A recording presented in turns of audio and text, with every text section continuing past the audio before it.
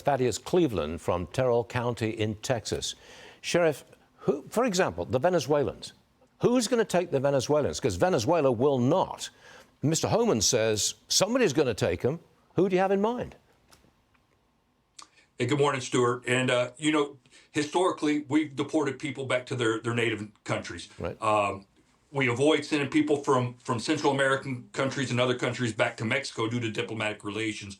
But I would foresee President Trump actually starting to send maybe other people to Mexico that aren't from Mexico. And it's time that we get back to actually looking after, American citizens. And we can't forget that President Trump is the author of The Art of the Deal. I foresee him being able to negotiate with these countries. So you think we'd just get the Venezuelan bad guys, whomsoever they are, take them to the border and shove them into Mexico? We would do that?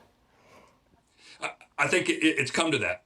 Again, we've been too nice for too many years as far as sending people back to the countries they come from. But if their countries aren't willing to take them back, then I foresee us using, tools such as Title 42, even though we use that under COVID and a medical declaration. I foresee us using a similar policy or tactic and sending those people back to Mexico. Trump promised to control the border on day one. Okay. If the border flood dries up, will we still need all those migrant shelters? What are we going to do with them?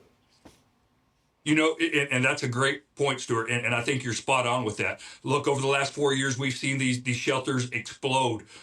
We've seen hundreds of millions of dollars going to these nonprofit organizations, these NGOs, non-governmental organizations, to help support the facilitation of these illegal immigrants coming across the border. But President Trump's policies on day one that will be implemented will really subside the need for these shelters and the money going to these non-governmental organizations. Do you have any doubt that the immigration situation will change dramatically after 12 noon on January the 20th? Any doubt at all? No doubt whatsoever that it's going to remain the same. It is going to change. We've already started seeing it change with President Trump being nominated here in the United States as our leader. That sent a message to the world that the United States is going to protect its borders. Day one, he will implement those policies, and we will see a change along the U.S.-Mexico border. Sheriff Thaddeus Cleveland, Texas guy, thanks for joining us. We always appreciate it. I know we'll see you a lot soon. Thank you.